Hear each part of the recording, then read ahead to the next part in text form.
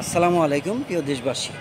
আমার আজকের যে বিষয় নিয়ে আলাপ করব সেটা হচ্ছে নতুন করে গাছ কিভাবে লাগাবেন, অথবা গাছ পুরনো হয়ে গেছে, শিকড় ছাড়ার আর কোনো জায়গা নেই, গাছটাকে রিপোর্টিং করতে হবে। কিভাবে করতে হবে আসুন সরাসরি আপনাদেরকে আমি দেখাচ্ছি।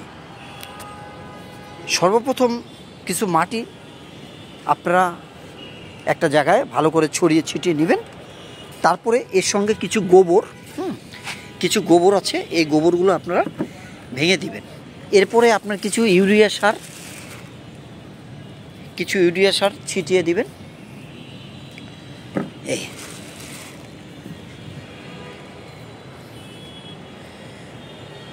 দেওয়ার পরে এরপরে দেখেন একটা বিষয় খেয়াল রাখবেন, কোদাল বা কোনো কিছু দিয়ে এই মাটিটাকে ভালো করে কিন্তু আপনি মিলিয়ে নিতে হবে। একটু খেয়াল করেন, আপনারা এই মাটিগুলোকে ভালো করে মিলিয়ে নিতে হবে। তো কি কি মিলাচ্ছেন? মাটি, গোবর, ইউরিয়া সার, ফসফরাস সার, এই বিভিন্ন ধরনের মাটিটা যখন তৈরি হয়ে যাবে এরকমের একটা ড্রাম পাতাবেন। খেয়াল রাখতে হবে যে ড্রামের যে এই ছিদ্রগুলো থাকে, এই ছিদ্রগুলোর উপরে একটা ইটা দিয়ে দিতে হবে। এই যে দেখেন 3 থেকে 4টা ছিদ্র করে, ব্যাস এই ড্রামটার ঠিক 3 ভাগের 2 ভাগ যখন মাটিটা ভরা হবে তখন আপনার গাছটা এখানে এনে রোপণ করতে হবে। কিভাবে গাছটা রোপণ করবেন একটু দেখেন। যেমন আমরা এই জিও ব্যাগে গাছ মোটা হয়ে গেছে, গাছ এখন আর শিকড় ছাড়তে পারছে না, এই জন্য আমরা এই গাছটাকে আমরা ওই ড্রামে হস্তান্তর করব।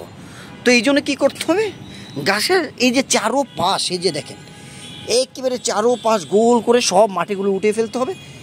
উঠিয়ে এই গাছটাকে লাড়িয়ে উঠিয়ে জাস্ট এই ডিমটা কিন্তু ভাঙা যাবে না, এই যে ডিমটা ভাঙা যাবে না।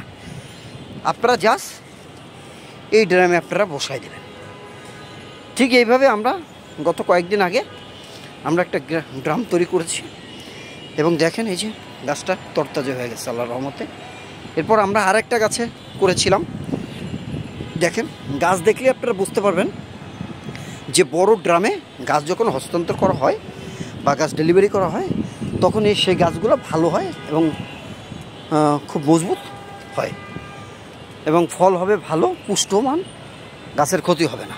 তো যাই হোক প্রিয় দেশবাসী, আপনারা জানেন দূষিত শহরের ভিতরে ঢাকা শহর হলে র্যাঙ্কিংয়ে প্রায় 1 নম্বর 2 নম্বরে চলে আসে। এই জন্য আমাদের এই প্রাকৃতিককে গুছিয়ে রাখার জন্য, প্রাকৃতিককে সাজানোর জন্য আমাদের সবাইকে গাছ রোপণ করতে হবে। যেভাবে পারেন গাছ রোপণ করবেন।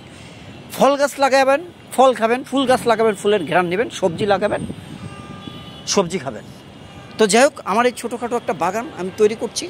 আপনারা সবাই আমার বাগানের জন্য দোয়া করবেন এবং আমি আপনাদের সকলের জন্য দোয়া করি।